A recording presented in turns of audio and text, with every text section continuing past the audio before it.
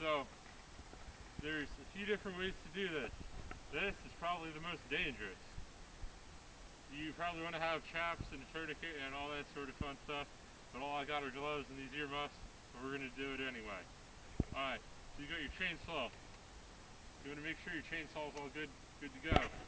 I normally have a junk chain sitting around when I do this, because it's going to tear up your chain and you don't want to have a brand new chain just to get a few pieces of metal out. So, anyway, so you get your junk chain on there, get your chainsaw ready. I normally do this on really thick ones, from like them rooftop units. But some guy on the internet called me out and said if I don't have the video, it didn't happen. So, alright, here we are. Normally I would use a sawzall on this, but we're going to use the chainsaw today. Alright, so the objective here is to fold your steel out of the way, and you're going to cut as close to this as you can. Normally, I would use a chainsaw for this, or a sawzall for this one, to make it easier, but we got the chainsaw. Probably won't be perfect, but some guy on the internet said it didn't happen unless I get a video, so here we go.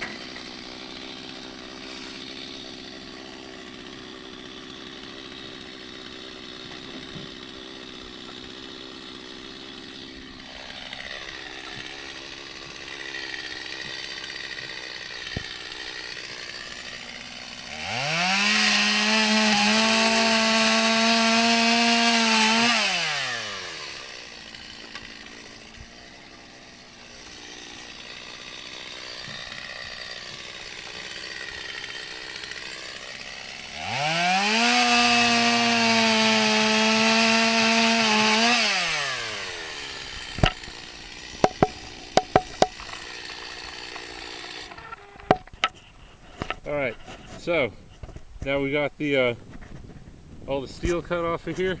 When you do that, you want to keep in mind, you want to hit that saw, keep it full throttle before you hit it, and then once you're in it, just keep going.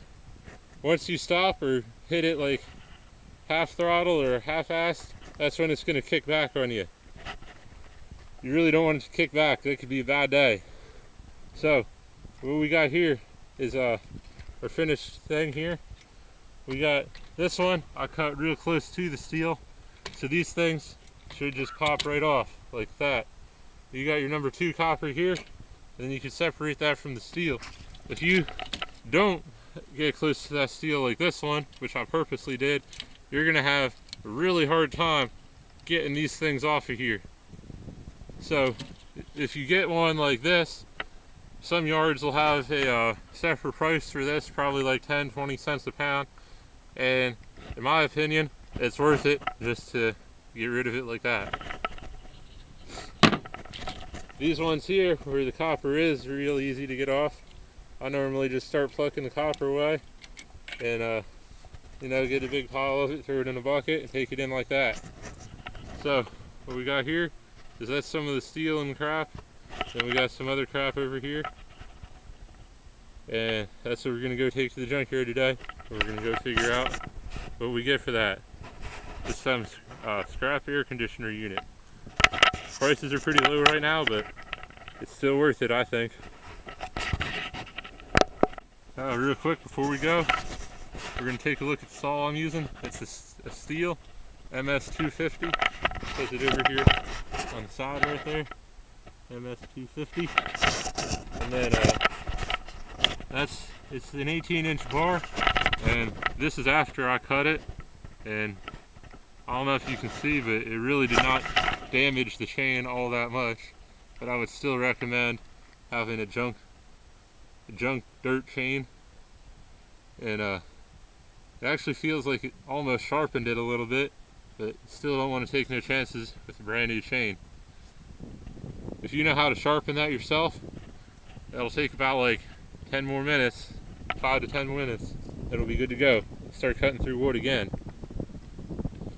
But like I said, I would recommend having a chain just for this. Now we're gonna try to cut some wood right after we just got done cutting our metal. I didn't sharpen this or nothing. We're gonna see how it goes. You ready? Mm-hmm.